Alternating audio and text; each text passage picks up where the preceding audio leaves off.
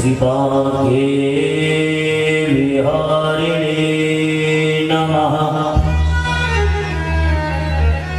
श्री गुरुचरणकमलेभ्यो नमः। श्री साम्ब सदाशिवाय नमः।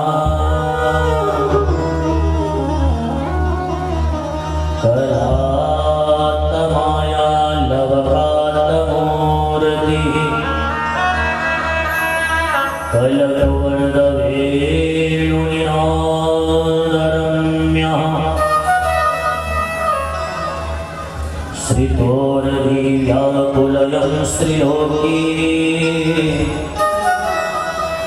श्रियेस्तु गोपीजनवल्लभो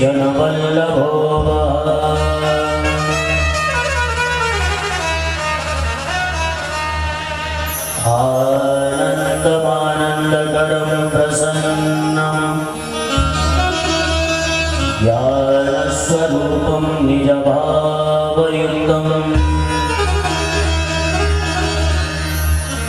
योगीन्द्रबीजं भवरोगवैद्यं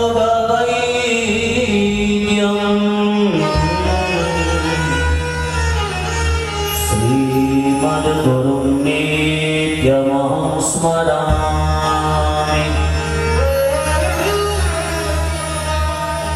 हरेङ्गनाभौ प्रकटितहृदये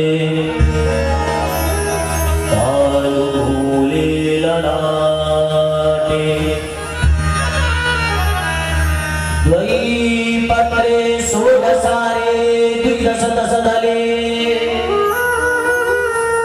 द्वादशार्धे चतुष्के कालान्ते कालमध्ये टपकटसहिते कण्ठते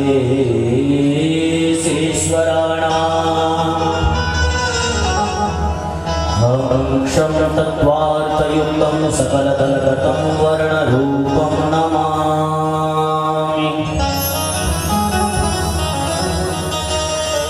या देवी सर्वभूतेषु शक्तिरूपेण संस्थिता नमस्तस्यै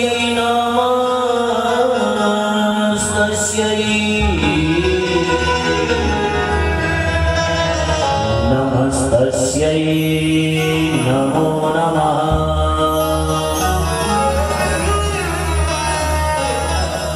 मनोजवन्मारुततुल्यवेगं जितेन्द्रियं बुद्धिमतां वरिष्ठम्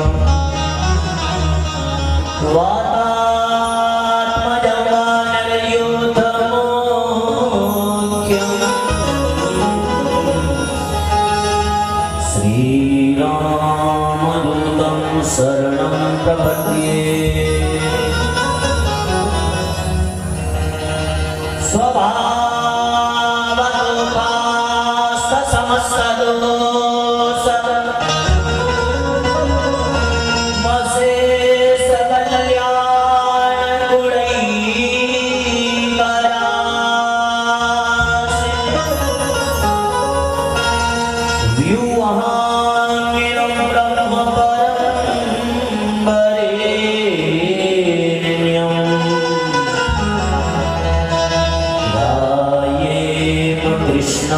कमलीक्षणं हरिं अङ्गे वामे वृषभानुजामुदा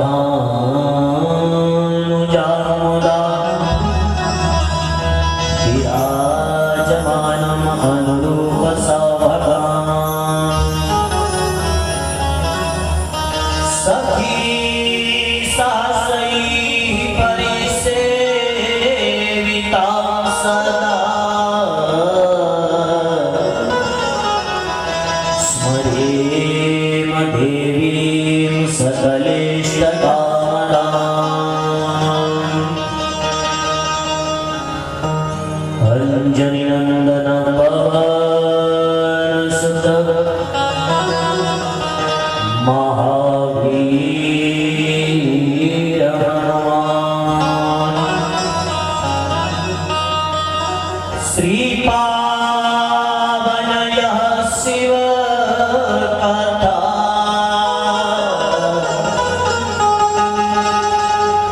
श्रवण करो प्रभु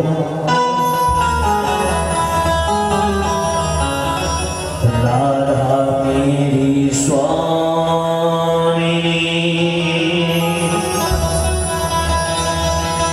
हे राधे दास जना जन्म वही जियो श्री वृंदावन दास सब द्वार को छोड़ के आयो तेरे द्वार हे वृषभानु की लाड़ी मेरी ओर निहार मेरी ओर निहार मेरी ओर निहार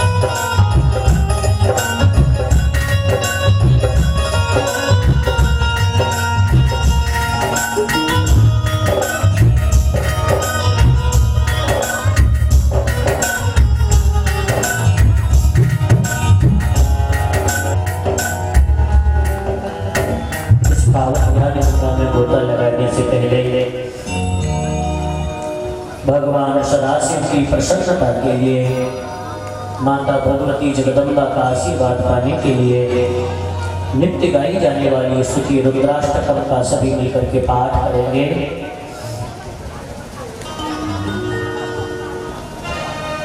नमामि समीसान निर्वाण रूप विभुं व्यापकं ब्रह्म वेद स्वरूपम् नमामि समीसान निर्वाण रूपं विभुं व्यापकं ब्रह्म वेद स्वरूपम्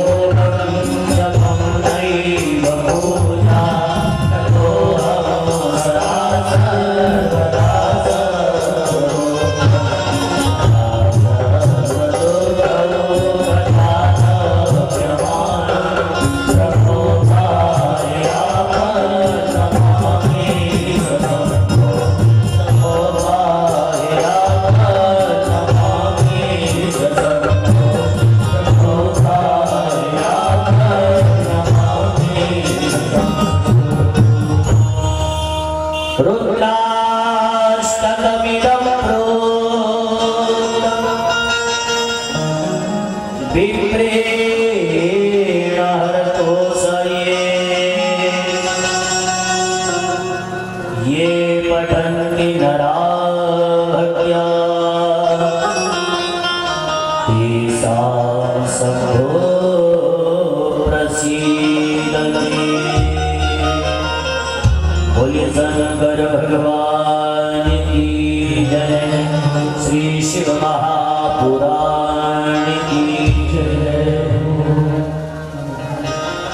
इस जिह्वा की शुद्धि के लिए, वाणी की पावनता के लिए, इस कथा को हृदय में करने के लिए आइए सब लोग मिलकर के भगवान नाम संकीर्तन करेंगे।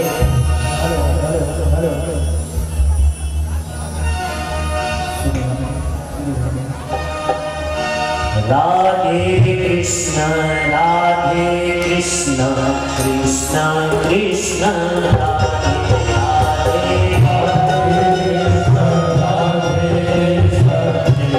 राधे श्याम राधे श्याम श्याम श्याम राधे राधे कृष्ण राधे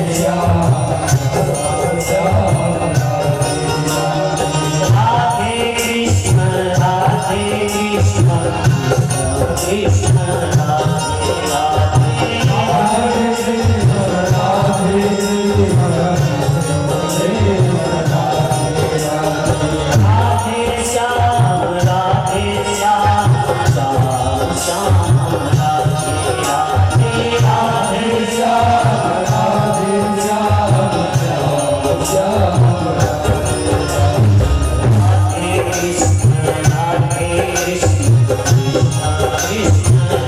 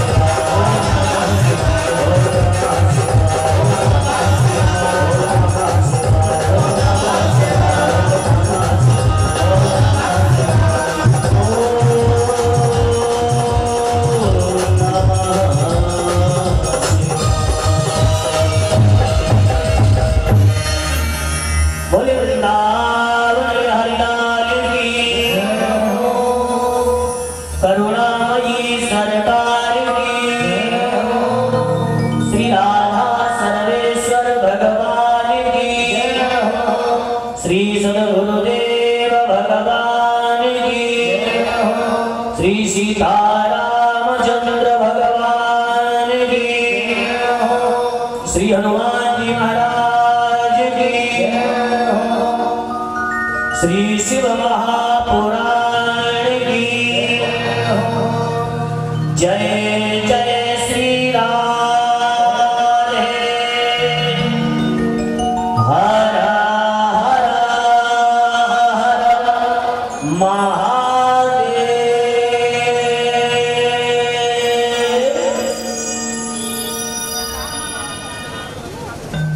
परम मंगलमय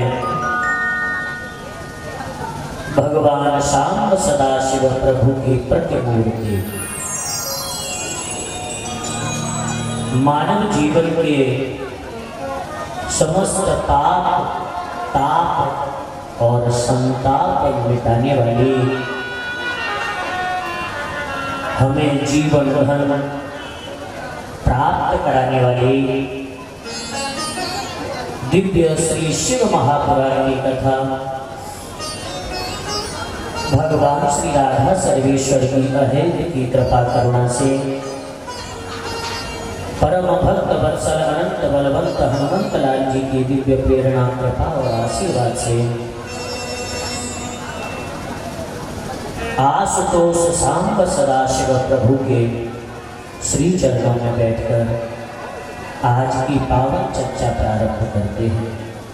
उपस्थित सभी कथा प्रेमी श्रोताओं को सादर जय श्री राम, जय राधे श्याम।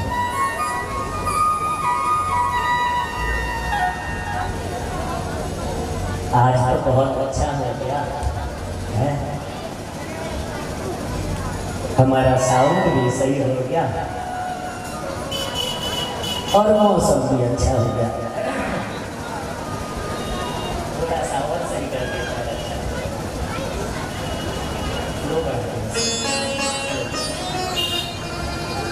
बहुत सुंदर भैया, सबको मेरा बहुत बहुत आशीर्वाद। आइए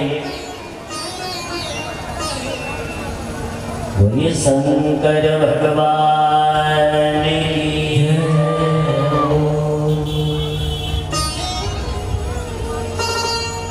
भगवान सदाशिव भोलेनाथ की यह पावन कथा हमारे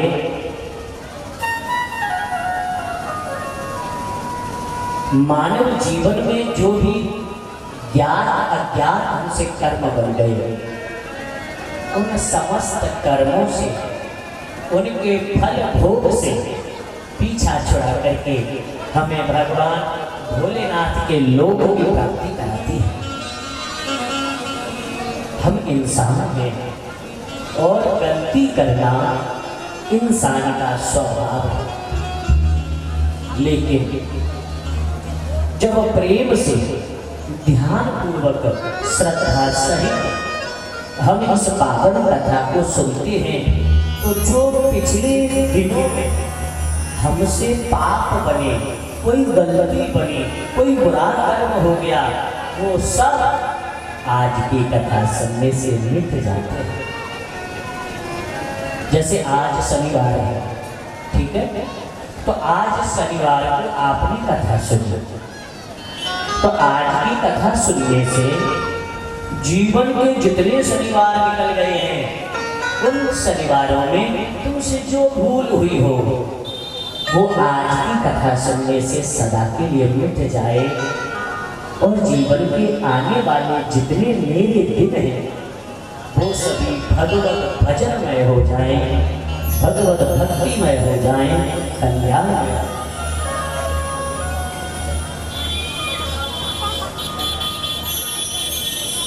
आदरणीय सज्जनों, भगवान भोलेनाथ को प्रसन्न करने के लिए माता भगवती कृपामयी जगदम्बा की कृपा पाने के लिए, दया पाने के लिए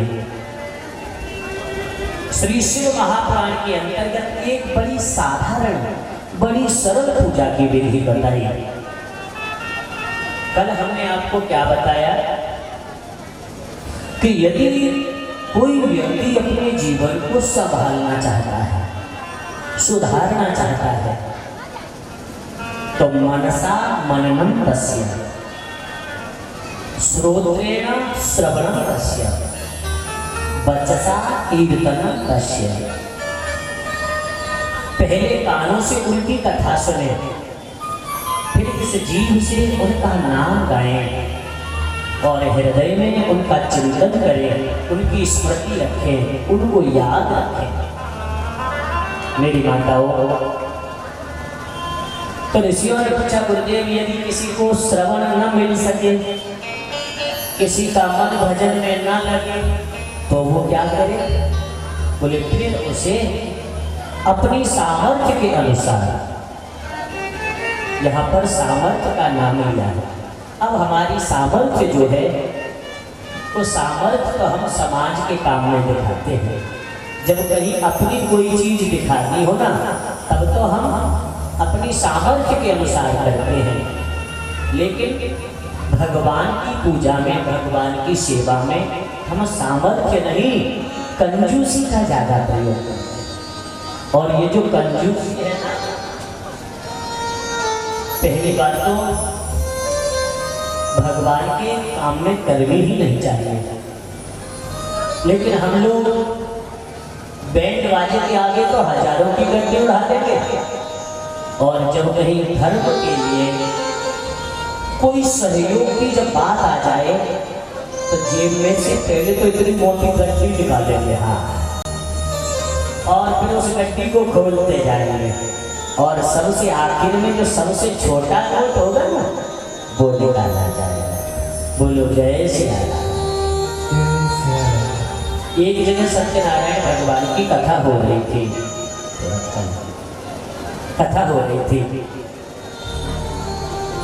तो आरती में भाई सब लोग पैसा चढ़ाते हैं, तो कोई सज्जन अपनी जेब में से पैसे निकाल रहे थे।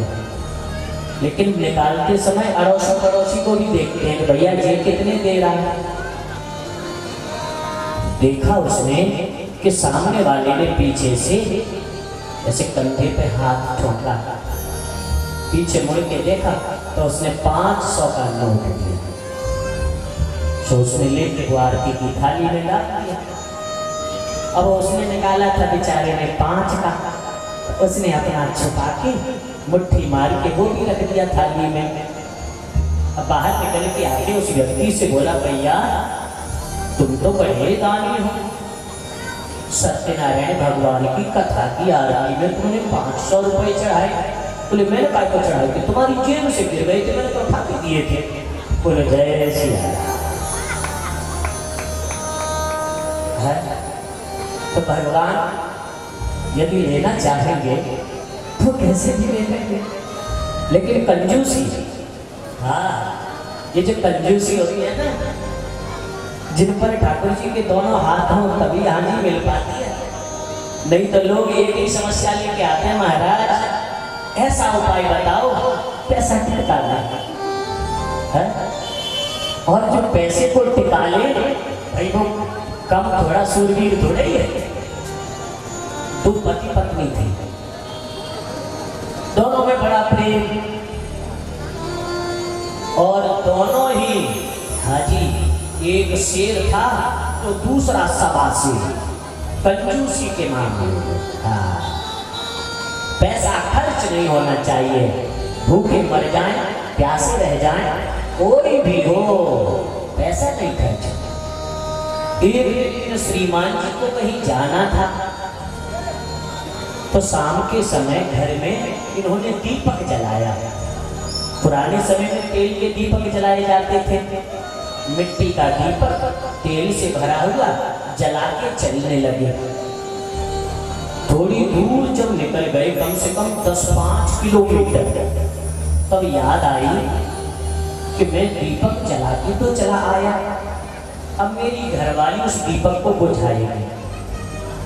कहीं जब दीपक सही करने में बत्ती को थोड़ा सा हाथ लगाओगे तो तेल हाथ में लग जाता ना, तो बोले तेल हाथ में लग गया होगा, पता नहीं इतने तेल का उसने क्या किया हो, कहीं पहुँच नहीं दिया हो, सो इतना नुकसान हो जाए। सो बेचारा दौड़ा और लौट के आया घर, आकर के अपने घर के दरवाजे की कुंडी बजाई।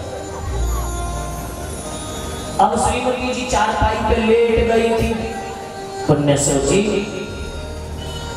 खड़े रहने जाऊंगी, चप्पल पहनूंगी, दरवाजे तक चप्पल घिसेंगी, फिर लौट के आऊंगी, फिर घिसेंगी। तो यहीं पे पूछ लेती हूँ ना, तो आवाज लगाई, ए कौन है? तो उधर से स्वामी जी ने कहा, ध्यान से सुनिए, कि जलायो होगो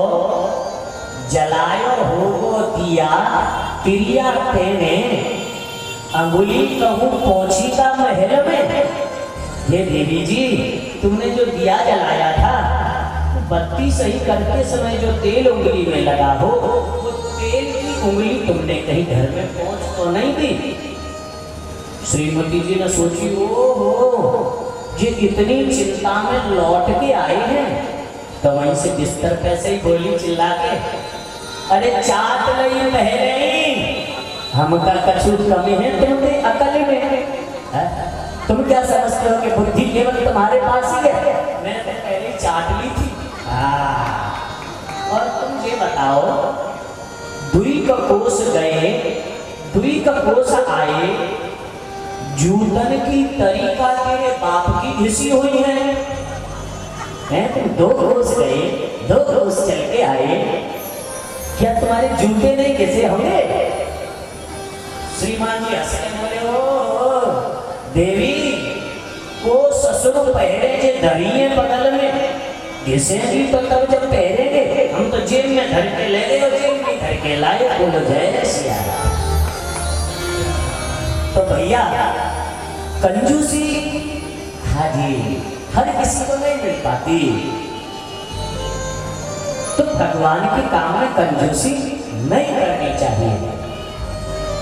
अपनी सामर्थ्य के अनुसार धन लगाकर हम मंदिर बनाएं और उस मंदिर में पूजा करें भगवान सदाशिव की। हर उत्सव बनाएं, नियम से जैसे पूजा की जाती है ठीक उसी प्रकार आप पूजा कीजिए। अन्य कोई दूसरा साधन आप नहीं कर पाते हैं तो भी कोई दिक्कत नहीं, केवल सदाशिव के अर्चन और पूजन से ही तुम्हें सिद्धांत की प्राप्ति हो जाएगी। फिर अच्छा महाराज यदि इतना भी नहीं कर पाए तो भैया फिर पार्थिव पूजा करें। भगवान भोलेनाथ की पार्थिव पूजा की विधि हमने तुम्हें बताई। किसी ने फिर पूछा, गुरुदेव यदि किसी भी प्रकार कहीं हम ऐसे फंस जाएं कि ये पार्थिव पूजा भी यदि न कर सके, कोई और भी रास्ता है क्या हमारे कल्याण का? बोले हाँ, एक और बड़ा सरल रास्ता है। वो क्या है? वो है मानस पूजा। सभी मेरी माताएं, भाई, बंधु जितने श्रोताजन बैठे हैं, इस पूजा की विधि को बड़े ध्यान से पहले समझो।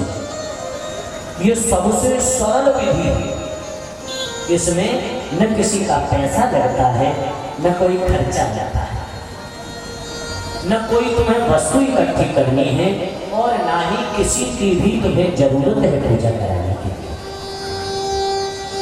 तो ये पूजा कैसे की जाएगी? तो वो सब देखो, ये कलयुग है। कलयुग का यह परम प्रताप है। क्या? यह कलयुग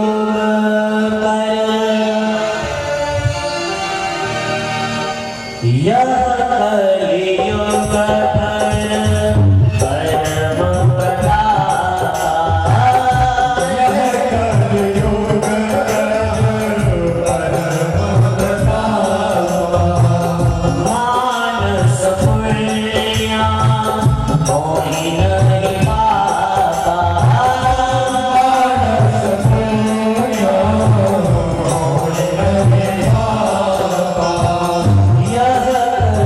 Yoga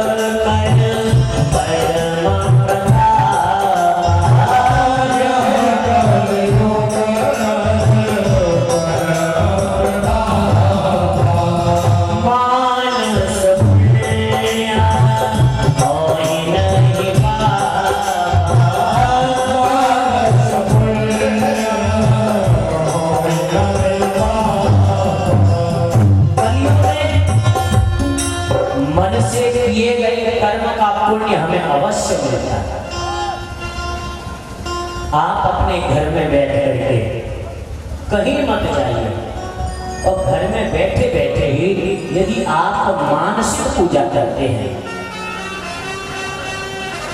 तो उस मानसिक पूजा का प्रभाव प्रताप किसी भी बड़ी से बड़ी साधना से कम नहीं है। ये बड़ी सरल विधि है और पिछले लगभग 10-12 वर्षों से हमने इस पर बहुत चिंतन किया है, लिपिबद्ध भी किया है और हजारों लोगों को इस पूजा की विधि को दिया है, जिन्होंने इस पूजा को अपनाकर वास्तव में अपने जीवन को भगवतमय बना लिया है, जिन्हें इस पूजा से बहुत कुछ मिला है। क्या मिला है ये तो तुम खुद करके पाके देखना कि क्या मिलता है। आदरणीय सज्जनों, मेरे बंधुओं माताओं, बड़े ध्यान से सुनेंगे। ध्याये नित्यं महेशं रजतगिरिनिभं चारुचन्द्रावतंसं रत्नाकल्पोज्ज्वलांगं परशुमृगवरा धीर्यहस्तं प्रसन्नं पद्मासीनं समन्तास्तुतमरकलैः व्याघ्रकृतिं वसानं विश्वाद्यं विश्ववन्यं निखिलभयहरं पंचवक्त्रं त्रिनेत्रम्।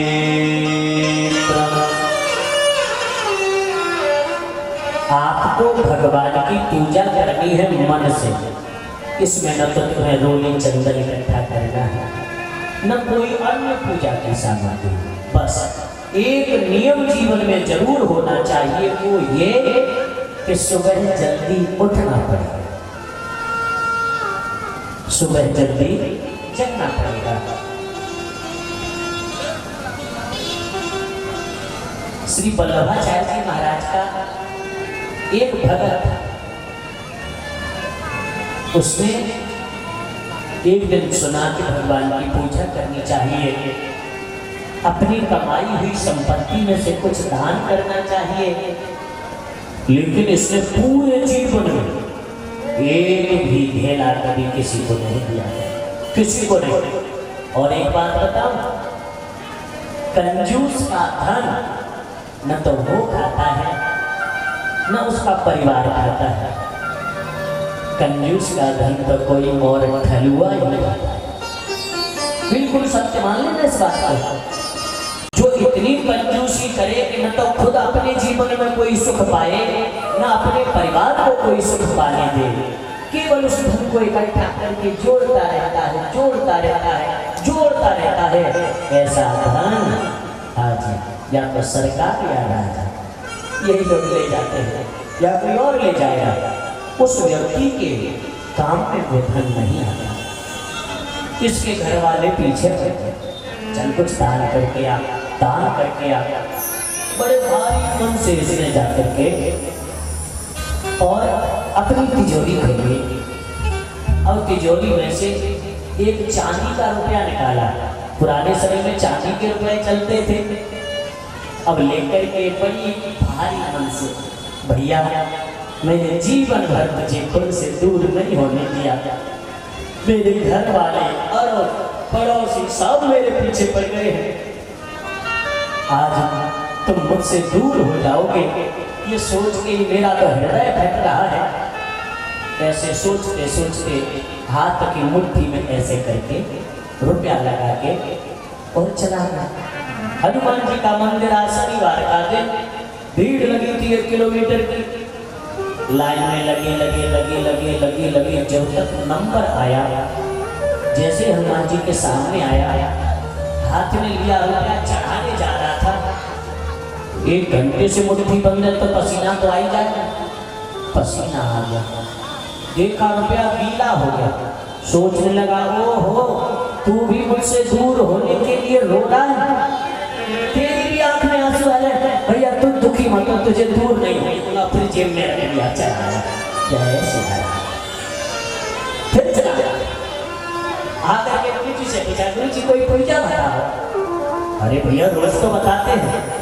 बोले नहीं, ऐसी बताओ जिसमें खर्चा नहीं है, जिसमें पैसा खर्च नहीं। गुरु जी ने कहा भैया देखो ऐसा है, तुमसे किसने कहा कि पूजा में पैसा लगेगा? मैं तुम्हें विधि बता रहा हूँ, उस विधि के अनुसार तुम पूजा कर। तब श्री वल्लभाचार्य जी महाराज ने यही मानस पूजा बताई। इस मानस पूजा को कैसे करना है? प्रातः काल थोड़ा जल्दी जगना है। जैसे अभी आप जगते हो 6 बजे, 5:30 बजे, तो उससे कम से कम आधा घंटा पहले जग जाए। ये आदत बनाए। आधा घंटा पहले जग जाए और तत्पश्चात अपनी नित्य क्रिया आदि से निवृत्त होकर के यदि तुम बैठ सकते हो तो आसन बिछा करके जमीन पर बैठो। ठीक है? कुछ भी चीज नहीं लेनी है, बस आंख बंद करिए और विचार करिए मन में। कैसे करना है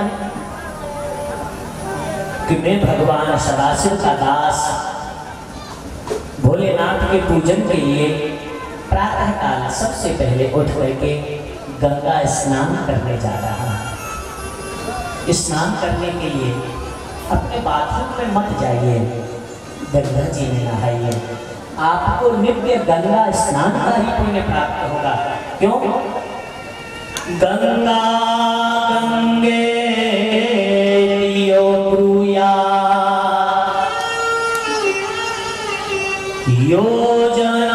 योजनानां सतैरपि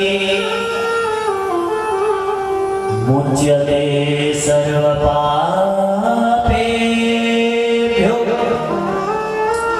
विष्णुलोकं स गच्छति। जो व्यक्ति 100 योजन से, यानी जहां से गंगा की दूरी 100 योजन हो, ऐसे स्थान से भी यदि माता गंगा का नाम लेकर के कोई यदि स्नान करता है तो भी उसे गंगा स्नान का पुण्य मिलता है। गंगा स्नान का पुण्य मिलता है। आदरणीय सज्जनों, तो सबसे पहले गंगा में स्नान किया मैंने, आंखें बंद है, करना कुछ भी नहीं है, केवल मन से ऐसा सोच रहे। गंगा में स्नान करने के बाद मैंने शुद्ध धुले हुए वस्त्र धारण किए। एक सोने के कलश में मैंने गंगा जल भर लिया और जल भर करके अपने घर में आए। मेरे घर में एक छोटा सा मेरे प्रभु का भोलेनाथ का मंदिर है। उस मंदिर के आकर के मैंने पट खोले हैं, पर्दे खोले हैं। जमीन पर माथा रख करके भगवान भोलेनाथ को, माता पार्वती को मैंने सादर साष्टांग प्रणाम किया है। तत्पश्चात झाड़ू लेकर के मंदिर की सफाई करी है। सफाई करने के बाद, मार्जन करने के बाद पूजा की सामग्री थाली में लगा करके वह गंगा जल का कलश हाथ में लेकर के मैं मंदिर में प्रवेश करता हूँ। और मंदिर में जाकर सबसे पहले भगवान भोलेनाथ को मैंने जल से स्नान कराया, फिर पंचामृत से स्नान कराया, दूध से, दही से, घी से, शहद से, शक्कर से, और फिर पुनः शुद्ध भोजन की धार लगा करके भगवान भोलेनाथ को फिर स्नान कराया। बड़े सुंदर सुंदर वस्त्र मैंने पहनाए भोलेनाथ के लिए। सुंदर रेशमी धोती, बढ़िया उत्तरीय जिसमें तरह तरह के मोती लगे हुए हैं, मणियां लगी हुई हैं, ऐसा दिव्य उत्तरीय मैंने सदाशिव भोलेनाथ को ओढ़ाया है। माता पार्वती के लिए एक सुंदर साड़ी मैंने तैयार करी। जैसे आप लोग अपने लिए साड़ी तैयार कराते हो ना, बिल्कुल ठीक वैसे हल्ला नहीं मचा, आराम से व्यवस्था बना।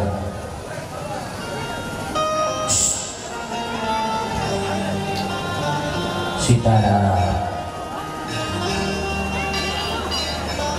तो जैसे हम लोग अपने पहनने के लिए कपड़े तैयार कराते हैं ना, बढ़िया से बढ़िया कपड़ा होगा, फिर उसमें हाजी सिलाई कढ़ाई जाने क्या क्या करवाते हैं, तो ठीक इसी तरह एक बड़ी सुंदर साड़ी मैंने माता पार्वती के लिए तैयार करी, जिसमें चांदी का गोटा लगाया, सोने के गोटा लगवाए, सुंदर सुंदर बड़ी सुंदर सुंदर छोटी छोटी मणियां लगा करके उस साड़ी को मैंने सजाया। और ऐसी दिव्य साड़ी वस्त्र माता जगदम्बा भगवती पार्वती को मैंने समर्पित किया। पुनः भस्म लेकर के भगवान भोलेनाथ को लगाई है, चावल समर्पित किए हैं। चावल धोकर के भोलेनाथ को चढ़ानी चाहिए। ठंडी चीजें भोलेनाथ को बहुत प्रिय है, अति प्रिय है। तो चावल ऐसे हाथ में बाएं हाथ में रख लो और एक करके थोड़ा जल डालो, ऐसे हाथ से पकड़ के वो जल फैला दिया और चावल उठा करके भोलेनाथ को चढ़ा दीजिए। चावल चढ़ाइए। फिर मैंने बगीचे में से सुंदर सुंदर फूल तोड़े, अपने हाथों से चुन करके मैं फूल लेकर के डलिया में भर के लाया। अपने घर में बैठ करके सुई धागे से बड़ा सुंदर हार बनाया, माला बनाई है, और वो माला मैंने भोलेनाथ को पहनाई। मैया पार्वती को ऐसी माला मैंने सुंदर पहनाई। उसके बाद बिल्व पत्र मैंने लिए, बिल्व पत्र पर चंदन लगा करके या फिर राम राम लिख करके नमः शिवाय लिख करके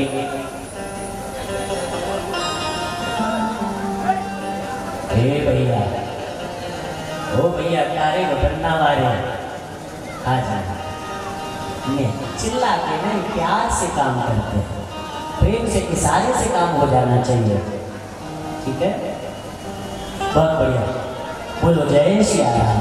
जय श्री राम। मेरी मैया कोई बताएगी कौन सी चीज चढ़ा रही थी तुमको? बेल पत्र। क्या? तो बेल पत्र पर चाहे तो राम लिख लिया, 3 पत्ती होती है ना, एक पर ओम, एक पर नमः, एक पर शिवाय, ऐसे लिख करके वह बिल्व पत्र मैंने भोलेनाथ को अर्पण किए। कितने? 108 चढ़ाए। कहीं तोड़ने तो जाने नहीं, कहीं लेने जाने नहीं, तो फिर दिक्कत क्या आएगी? 108 से कम मत चढ़ाए, नमः शिवाय बोलते जाओ और बिल्व पत्र चढ़ाते जाओ। इसके बाद शमी पत्र चढ़ाओ। शमी शमयते पापम शमी दुष्कृति नाशिनी धारण्य अर्जुन बाणा रामस्य प्रियवादिनी।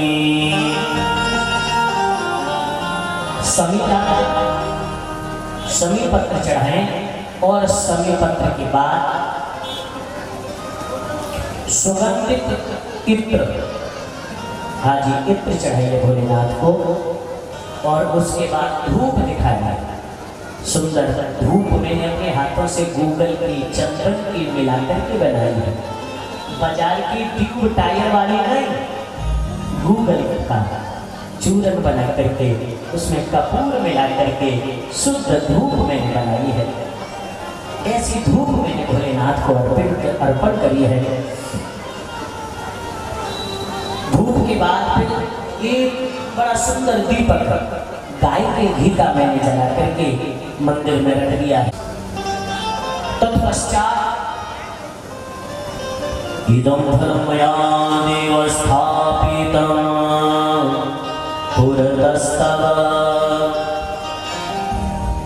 तेन मे सफला वाप्तिः भवे जन्मनि जन्मनि।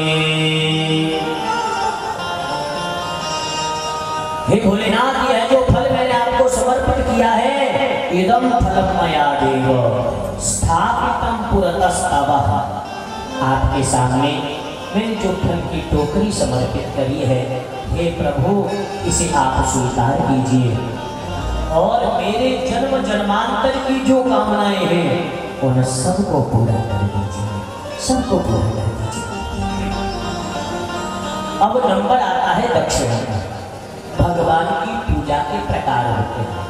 जो सबसे छोटी पूजा होती है वो पंचोपचार होती है, जिसमें 5 चीजें होती हैं।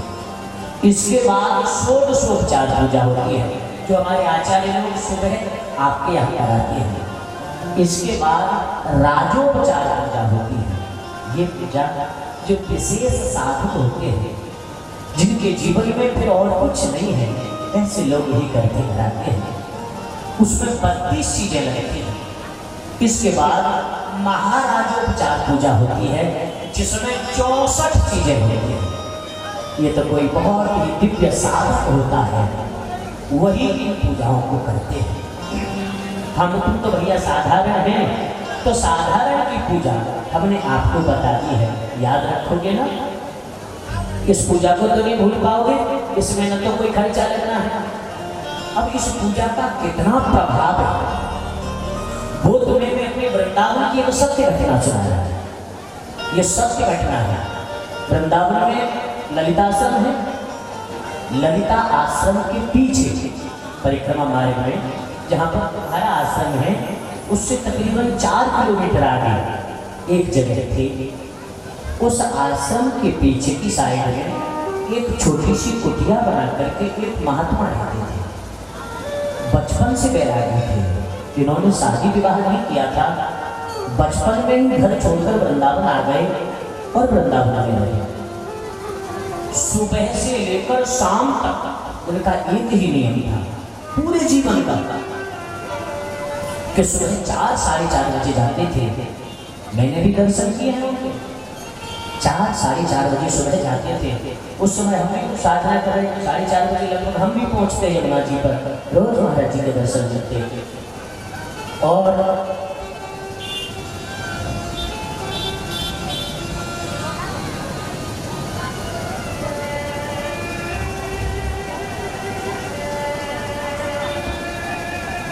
वृंदावन में एक से एक दिव्य महान विभूतियां आज भी निवास करती हैं। जब कोई व्यक्ति ज्यादा ही सेवा साधना करता है, भगवान के शरणापन्न होकर के जब जीवन जीता है, तब उसे वह दिव्य महापुरुष साक्षात और प्रत्यक्ष मिला करते हैं।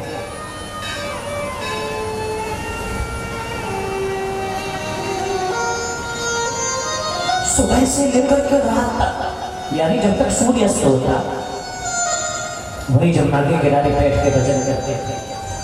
शाम को बस केवल एक समय भोजन और बस केवल हर पल परमात्मा की राधा उत्तर की सेवा करना, उनका भजन करना, यही उनका जीवन था। जब वृद्ध हो गए और उनसे चला नहीं जाता था, चलने फिरने में थोड़ा सा जब पैर दबाव हो गए, तो उन्होंने अपनी कुटिया में अपने बिस्तर पर पड़े पड़े ये मानस पूजा प्रारंभ करी। मेरी माताओं के बंधु, हम कितना भजन कर लेंगे? जिस व्यक्ति ने पूरे जीवन बचपन से लेकर के बुढ़ापे तक हाथ पैर असमर्थ होने तक केवल भजन किया, आज जब नहीं रहे इस लायक, शरीर असमर्थ हो गया, बिस्तर से खड़ा नहीं हुआ जाता, तब मानस पूजा का सहारा ले लिया। क्योंकि जीवन भर का संस्कार है, जीवन भर जो काम किया है वो आदत तो छूटेगी नहीं, तो मानस पूजा करना है। मानस पूजा करते हैं, बिस्तर में पड़े रहते हैं, भगवान को रिझाते रहते हैं, मनाते रहते हैं, पूजन करते रहते हैं। एक दिन इन्होंने भगवान के लिए खीर बनाई, भोग के लिए खड़े होकर गए, चूल्हे पे जाकर के दूध चढ़ाया, उसमें चावल डाले, खीर बन गई। एक कटोरे में रख करके उस खीर को लेकर के आए, ठाकुर जी के सामने रखने जा रहे।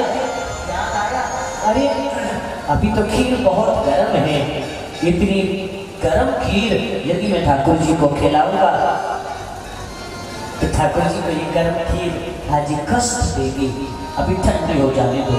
तो वहीं बैठ गए और बैठ करके पंखा करने लगे ताकि खीर ठंडी हो जाए। सब मन से हो रहा है, महात्मा जी तो पड़े हैं बिस्तर पे, पंखा से हवा कर रहे हैं।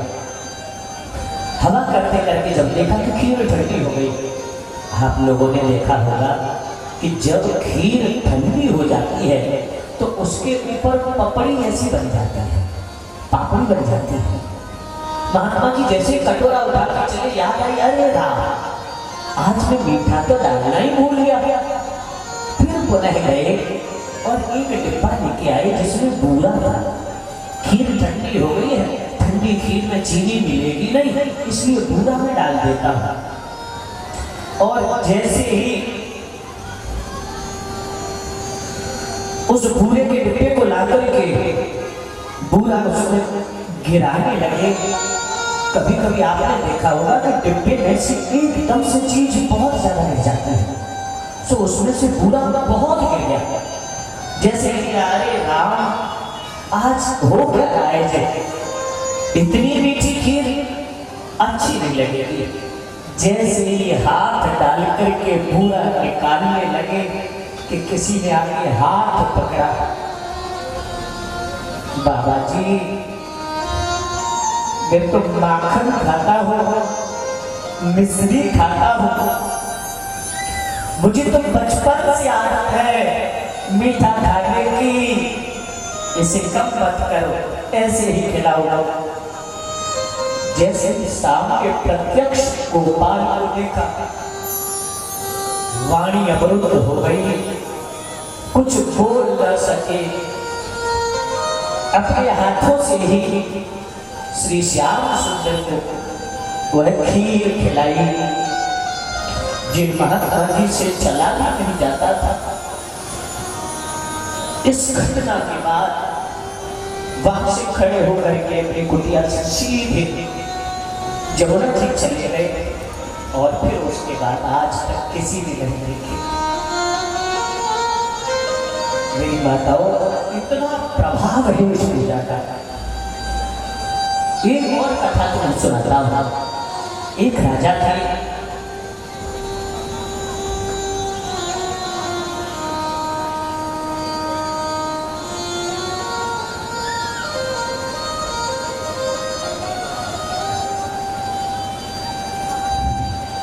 राम सिया राम सिया राम